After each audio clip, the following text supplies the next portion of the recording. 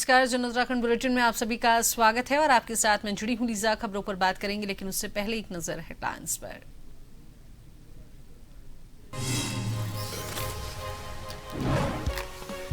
One विकास निगम का रजत जयंती समारोह, CM Pushkar Singh Dhami ने की शिरकत। उपलब्धियों को सराहा, बोले पर्यावरण संरक्षण और सतत विकास सरकार की प्राथमिकता।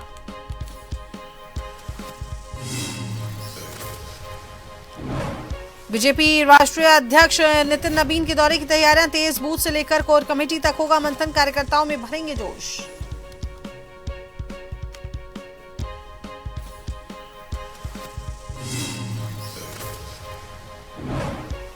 हरिद्वार जिला योजना समिति की बैठक में चढ़ी हंगामे की भेंट, कांग्रेस और बसपा विधायकों ने जताया विरोध, स्थानीय जनप्रतिनिधियों की राय को दरकिनार करने का लगाया आरोप।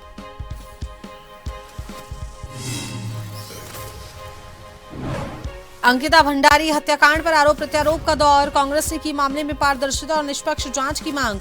कैबिनेट मंत्री सुबोध उनियाल ने सरकार पर लगे आरोपों को किया खारिज।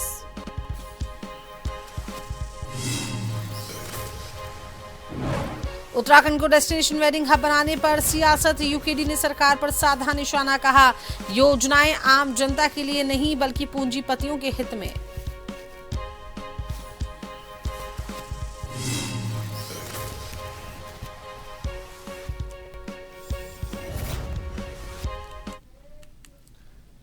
मुख्यमंत्री ने प्रदान की गई विभिन्न विकास योजनाओं के लिए 16 करोड़ की वित्तीय स्वीकृति प्रदान की है। धामी ने यमुना नदी का जलस्तर में आंशिक अवरोध होने से ग्राम कुंशाला मध्य स्थान श्याम चट्टी में बनी झील में जलमग्न होटलों और भवनों के 19 प्रभावितों को मुख्यमंत्री राहत कोष से 61.9 लाख और जनपद टिहरी गढ़वाल की विभिन्न गांव में वित्तीय वर्ष 2025-26 में अतिवृष्टि और भूस्खलन से प्रभावित परिवार को 4,000 प्रति माह प्रति परिवार की दर से कुल 19.28 लाख मुख्यमंत्री राहत कोष से स्वीकृत किए जाने का अनुमोदन प्रदान किया है।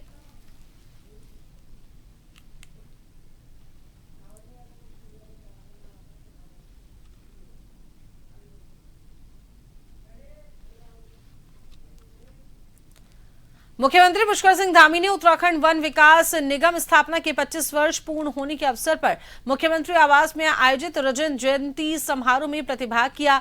मुख्यमंत्री ने इस मौके पर कुमाऊं मंडल में भी वन विकास निगम का कार्यालय खोलने की घोषणा की है। मौन पालन को और बढ़ावा देने के लिए वन क्षेत्र में बी बॉक्स स्थापित करने का प्रस्ताव कैबिनेट में लाने के निर्देश दिए हैं। कार्यक्रम के दौरान मुख्यमंत्री ने वन विकास निगम के कर्मचारियों के बच्चों को सम्मानित भी किया, जिन्होंने बोर्ड परीक्षाओं में 75% से अधिक अंक प्राप्त किए। मुख्यमंत्री ने कहा कि वन विकास निगम राज्य की इकोनॉमी के साथ ही इकोलॉजी के लिए भी महत्वपूर्ण है।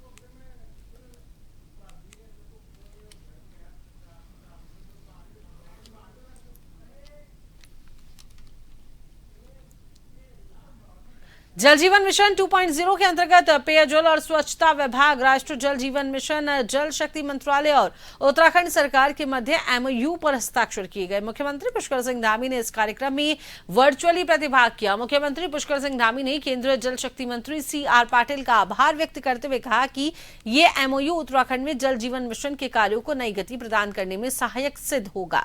उन्होंने कहा कि उत्तराखंड जैसे पर्वतीय और सीमावर्ती राज्यों में जल जीवन मिशन केवल एक सरकारी कार्यक्रम नहीं बल्कि लगभग 14 लाख ग्रामीण परिवारों के जीवन, स्वास्थ्य और सुविधा से जुड़ा हुआ महत्वपूर्ण अभियान है। राज्य में जल जीवन मिशन के अंतर्गत लगभग 16,500 योजनाएं स्वीकृत हुई हैं।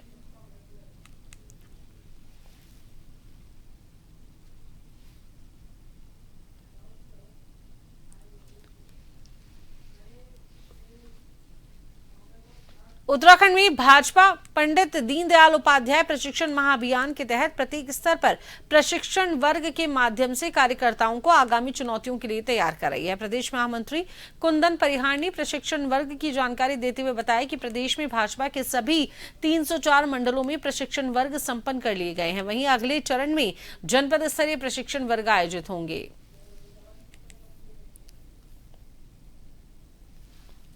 304 सभी मंडलों में अपना प्रशिक्षण वर्ग जो है संपन्न कराए हैं और इसके अगले प्रक्रिया में जनपद स्तरीय हम लोग प्रशिक्षण वर्ग लगाने जा रहे हैं। इसीलिए हमने काशीपुर में बैठक आहूत की गई थी और उसके पश्चात उस बैठक में हमने कार्य योजना बनाई कि किस किस प्रकार से हम लोग जनपद स्तर पर अपने प्रशिक्षण वर्ग को प्रारंभ करेंगे। तो इसमें हम समझते हैं कि आने वाले 5 तारीख से हम लोग अपने जनपद स्तरीय जो प्रशिक्षण वर्ग है उसको संपन्न कराएंगे। इसमें हमारे जो अपेक्षित श्रेणी है उन सभी श्रेणी को वहाँ पर बुलाया गया है और निश्चित रूप से अपने विचार परिवार से जुड़ने का एक सशक्त माध्यम हमारा प्रशिक्षण होता है। इस प्रशिक्षण माध्यम से भारतीय जनता पार्टी के विचारों को जन जन तक पहुँचाने के लिए और हमारी सरकार ने जो केंद्र की सरकार है, राज्य की सरकार है, उन उपलब्धियों को भी जन जन तक पहुँचाने के लिए ये प्रशिक्षण की व्यवस्था की गई है। इसके माध्यम से हमारे कार्यकर्ता नई टेक्नोलॉजी का भी उपयोग करते हुए अपने वैचारिक अधिष्ठान की समझ रखते हुए अपने समाज जीवन में काम करेंगे। हरिद्वार जनपद के विकास कार्यों को गति देने के लिए वर्ष 2026-27 हेतु जिला योजना समिति ने 67 करोड़ 35 लाख 60 हजार रुपए के बजट को मंजूरी दे दी है। प्रभारी मंत्री सतपाल महाराज की अध्यक्षता में आयोजित बैठक में कृषि, शिक्षा, पंचायती राज, सिंचाई, स्वास्थ्य, सड़क, पर्यटन और स्वरोजगार से जुड़ी विभिन्न योजनाओं को स्वीकृति दी गई है। बैठक में जनप्रतिनिधियों और अधिकारियों के समन्वय से योजनाओं को धरातल पर प्रभावी रूप से लागू करने पर जोर दिया गया। साथ ही स्वरोजगार, आत्मनिर्भरता और क्षेत्रीय विकास को प्राथमिकता देते हुए सभी विभागों को समयबद्ध कार्यवाही करने के निर्देश दिए गए।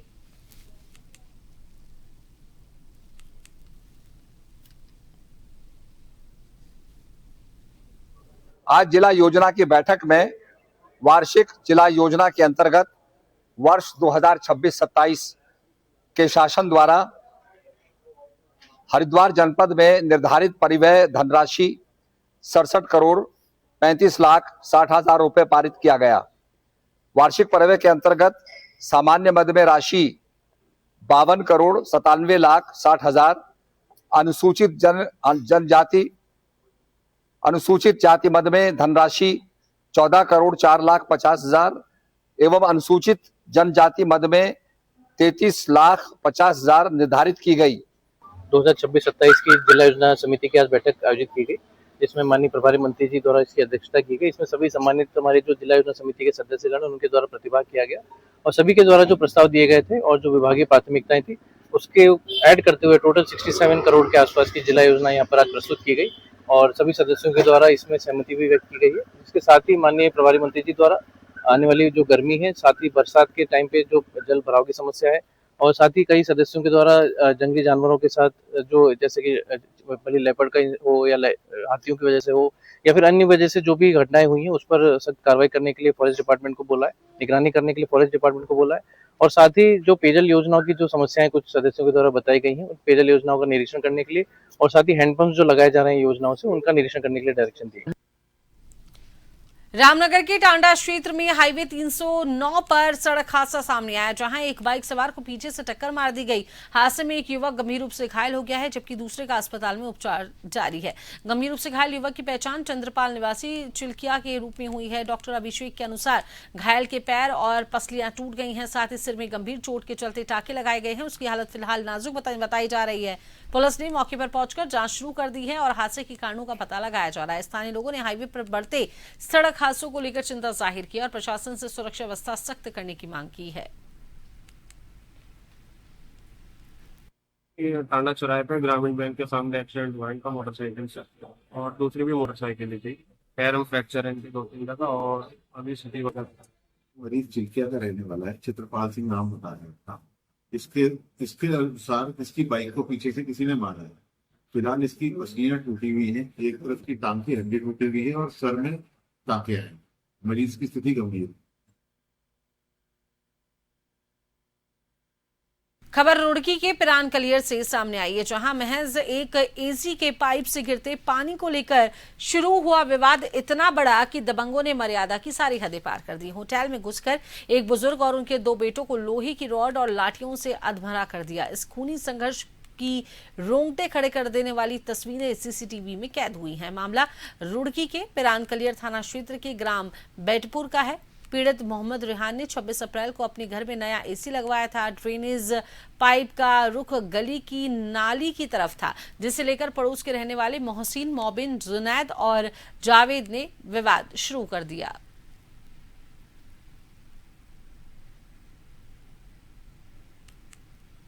जो का आप जिक्र कर रहे हैं थाना कलियर का है। पुलिस के संज्ञान में घटनाक्रम है, 2 पड़ोसी हैं और आपस में सगे भाई भी हैं। उनमें आपस में प्रॉपर्टी को लेकर के, सामान रखने उठाने को लेकर के लगातार विवाद चल रहा है। तो परसों एक वृद्ध व्यक्ति को उन्होंने मारा पीटा है, जिसमें पुलिस ने प्रिवेंटिव में भी कार्रवाई की है और वादी या विक्टिम पीड़ित की तहरीर पे मुकदमा दर्ज हो गया। आगे उसमें इन्वेस्टिगेशन चल रही है। तो चलिए इसी बीच वक्त चला है एक छोटे से ब्रेक का।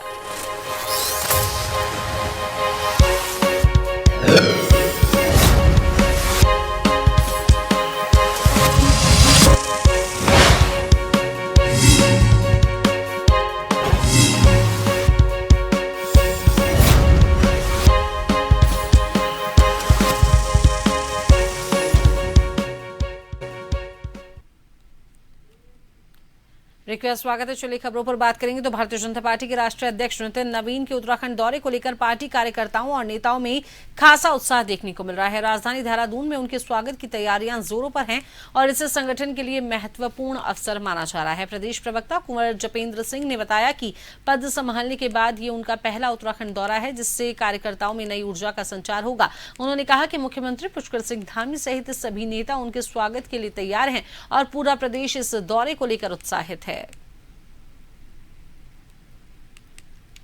माननीय राष्ट्रीय अध्यक्ष नितिन नवीन जी का राष्ट्रीय अध्यक्ष बनने के बाद ये उत्तराखंड का पहला दौरा है।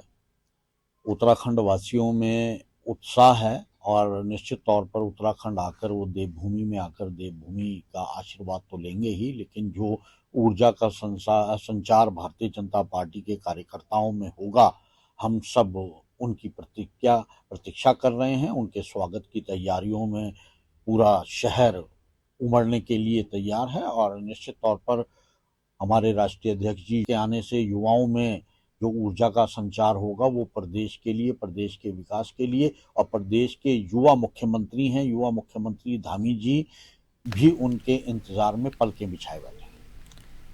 कैबिनेट मंत्री सौरभ बहुगुणा ने सदन में विपक्ष द्वारा लगाए गए आरोपों का खंडन किया। उन्होंने कहा कि उनका बयान नारी शक्ति बिल के तहत आरक्षण को लेकर था, जिसमें 583 सीटों के सापेक्ष करीब 24% आरक्षण तय किया गया है। अब इसमें लगभग 15.5% एससी और 8% एसटी के लिए आरक्षण शामिल है। बहुगुणा ने विपक्ष पर निशाना साधते हुए कहा कि उनके बयान को गलत तरीके से पेश किया गया और विपक्ष तथ्यों से परे बात कर रहा है। उन्होंने ये भी आरोप लगाया कि विपक्ष ने महिलाओं के नाम पर सिर्फ राजनीति की है और आरक्षण के मुद्दे पर जनता को गुमराह किया है।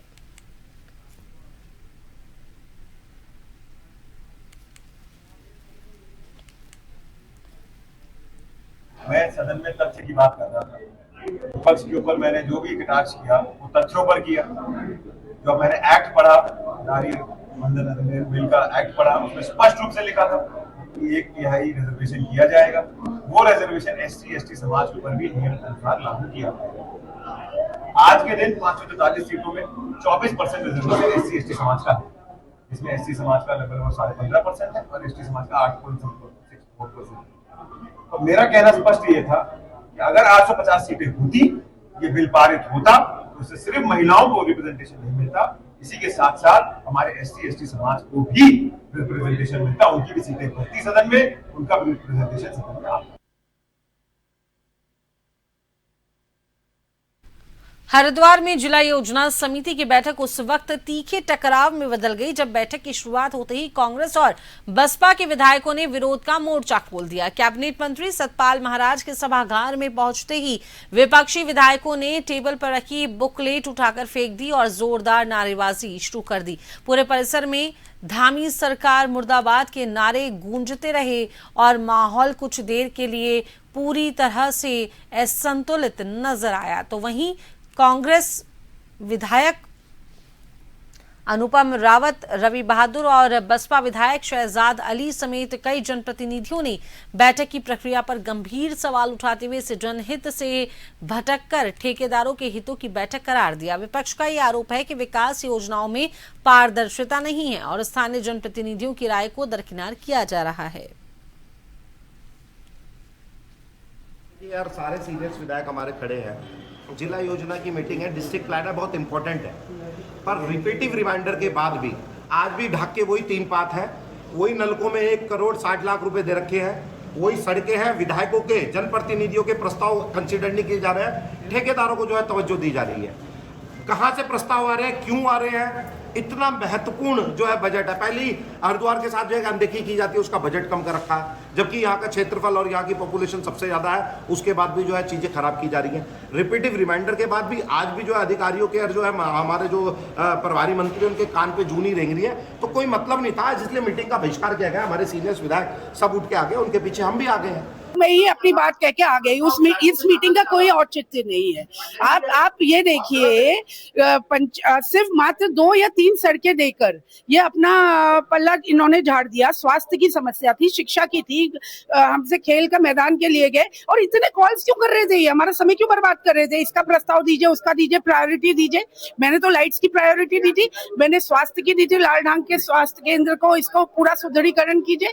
मैंने शिक्षा की दी थी, 3 स्कूल्स की दी थी, उसमें एक आंगनबाड़ी भी था, कहीं पर नहीं है, बिल्कुल शून्य बट्टे सन्नाटा है। इस पूरे जिले को ठेकेदार चला रहे हैं। जो ठेकेदार अधिकारियों के माध्यम से अपने प्रस्ताव देते हैं वो ये एक्सेप्ट करते हैं। जो हमारे प्रस्ताव एक्सेप्ट नहीं किया हमने, इसलिए कि जो ठेकेदार विभाग चला रहे हैं उसमें हम अपने प्रस्ताव बैठ कर अपनी उपस्थिति दर्ज नहीं कराना चाहते, हमने बहिष्कार किया। हमने पिछली बार भी माननीय मंत्री से आग्रह किया था, उन्होंने हमारी बात को अनसुना किया है। अगर अधिकारियों को ही सब कुछ करना है और ठेकेदारों को करना है तो फिर हम क्या करेंगे मीटिंग से। लेकिन अभी तो सुनने का मौका भी नहीं दिया, अभी तो स्टार्ट भी नहीं हुई थी मीटिंग, उससे पहले ही आप लोग आ गए। नहीं स्टार्ट उन्होंने बात रखी है, उन्होंने कोई उसका आश्वासन नहीं दिया तो हम क्या करते भाई, बैठ के वहाँ पे क्या सुनेंगे क्या नहीं। लेकिन अंततः नुकसान तो इसमें जनता का होता है ना, अगर आप सब जनप्रतिनिधि अगर पैदा करने के लिए जिला योजना हो रही तो क्या हम ठेकेदारों के साथ लगे, हम भी ठेकेदारों के ही पिछले को बढ़ जाए।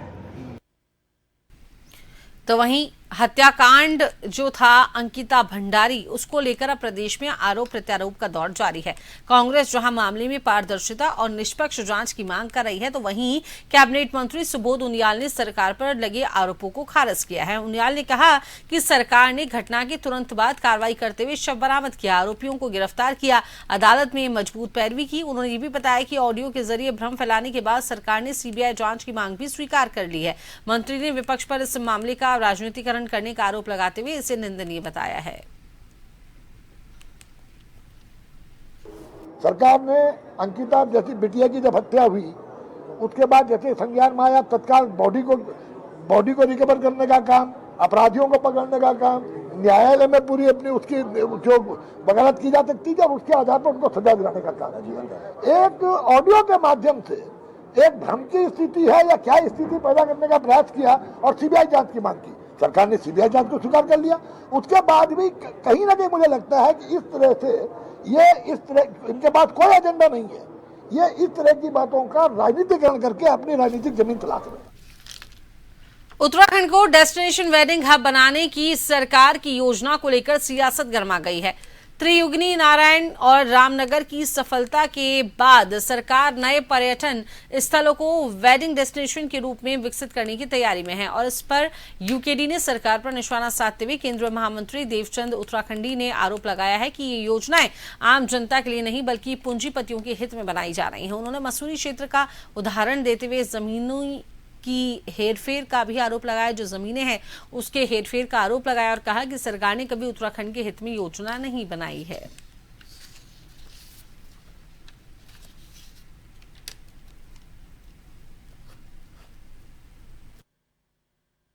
इन्होंने उत्तराखंड में जो भी योजनाएं की हैं वो उत्तराखंड वासियों के लिए नहीं की हैं। ये इनके जितने भी ये जो बीजेपी, खासतौर पर जो बीजेपी है, ये पूंजीपतियों की पार्टी है और ये निस्संदेह ये जो डेस्टिनेशन पॉइंट बना रहे हैं किसी न किसी पूंजीपति के लिए बना रहे होंगे। उत्तराखंड वासियों के हित में इन्होंने कभी भी कोई योजना नहीं बनाई है।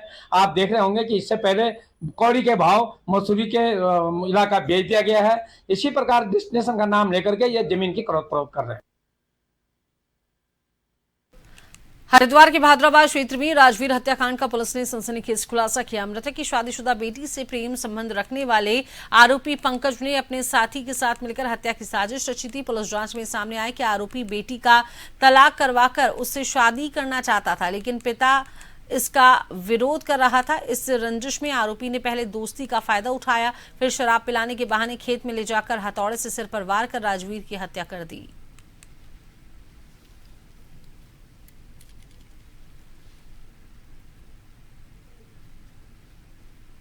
ये भादराबाद थाने में एक राजवीर हैं, उनकी हत्या के संबंध में उनके पुत्र ने एक तहरीर दी थी थाने में, और यहाँ पे बोंगला बाईपास के पास में पॉपुलर के खेत में इनकी डेड बॉडी मिली थी और इनके सिर पे चोट का निशान था। तो इसमें फिर एसओजी और थाने इनकी टीमें लगाकर इसमें प्रयास किया गया। तो थोड़ा जो डिजिटल एविडेंस मिले तो उसके आधार पर एक संदिग्ध को पूछताछ में लिया गया।